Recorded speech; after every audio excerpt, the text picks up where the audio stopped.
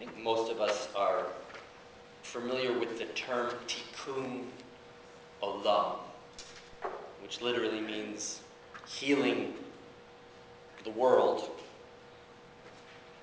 It's a Kabbalistic concept, and it implies, I think the obvious, that the world is a broken place.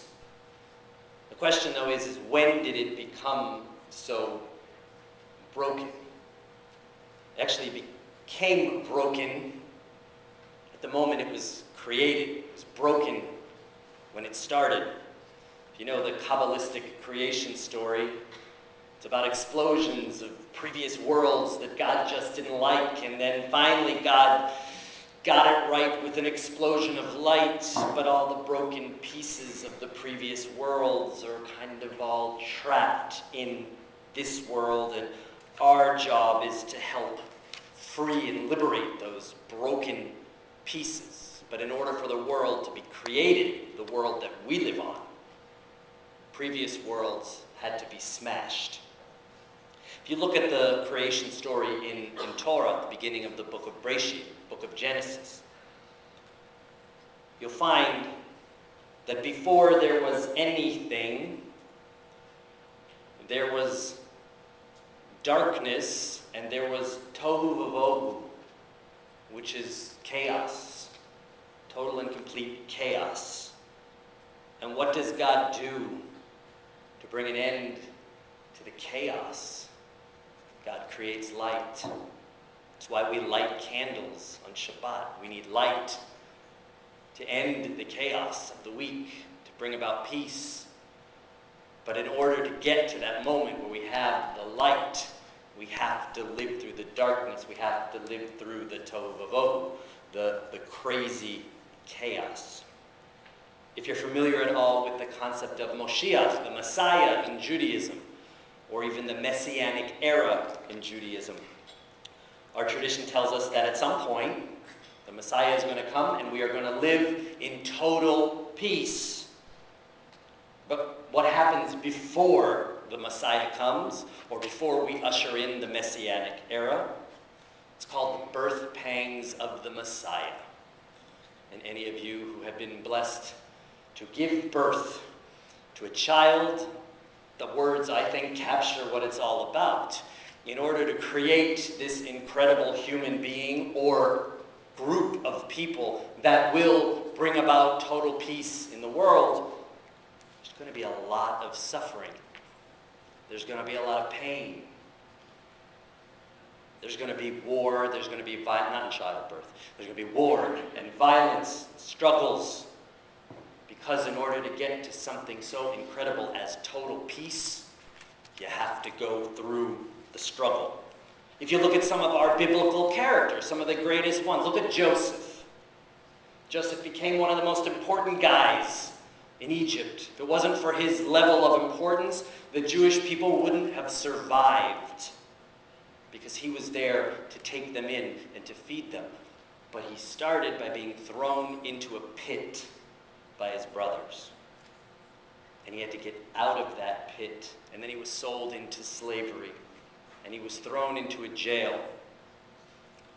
But all of that stuff, all of that garbage he had to go through, led him to become quite a powerful figure that would eventually, because of his power, save us. Look at Moses, we read about now. Moses started his life by being tossed in the water. Thank God he was pulled out of the water. He was saved. He was brought into Pharaoh's home. And some of you know the story. When he realized who he was, he wound up killing an Egyptian who was harming an Israelite. And he had to flee. He had to run away. He again was exiled from his community. Now he could have stayed out. He could have just started a new life. But he overcomes his struggles and his weaknesses, and because of that becomes a great leader. Look at Jacob, our great patriarch Jacob, in the middle of the night in the desert, attacked by this angel, some say God, and they wrestle, and they wrestle, and they wrestle, and Jacob is severely wounded. His hip socket is dislocated, and he limps for the rest of his life. But because he wrestles And because he's got the scar, the limp, the damage, he receives a blessing. He becomes Israel, one who wrestles with God and prevails. If he didn't go through the wrestling match, he would never, ever have been blessed.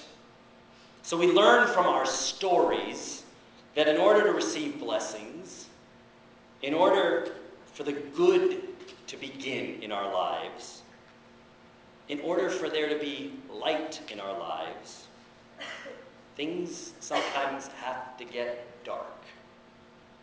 Things sometimes need to break and shatter, and things sometimes need to get really bad.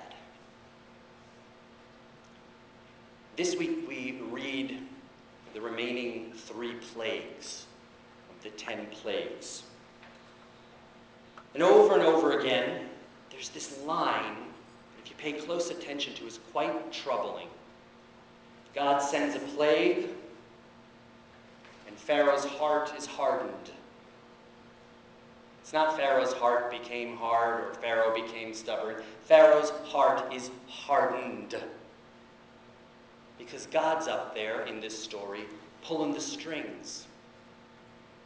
God could have sent a plague.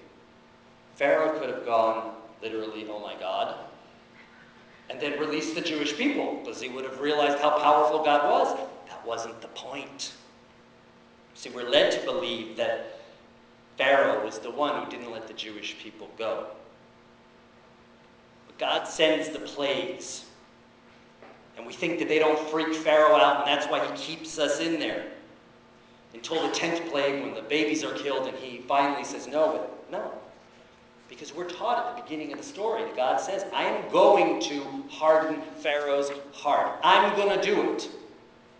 Implying that Pharaoh might have given in after the lice and the boils and the cattle plague. But no. God said, change his mind. Why? Why would God do that? So that God can bring about more plagues. A bit twisted, it's a bit abusive in some ways to the Egyptians. But why would he want to bring about more plagues? Not to punish the Egyptians. Because God could have done whatever he wanted to the Egyptians, irregardless of Moses and the Jewish people. But God wanted to show off God's power to the Israelites. You got to think about the fact that the Israelites had been in Egypt for so long. They had no relationship with God. They didn't know what God was all about. They didn't know the power that God shared with Abraham and his family, and Rebekah and her family, and Jacob and his family. Didn't know that. So God needed to send 10 horrific natural events. Well, you could say 9 and then a terrible thing that happened to the babies. To say to the Jewish people, to the Israelites, look how powerful I am. Because God wanted them to believe in him. God wanted them to have faith.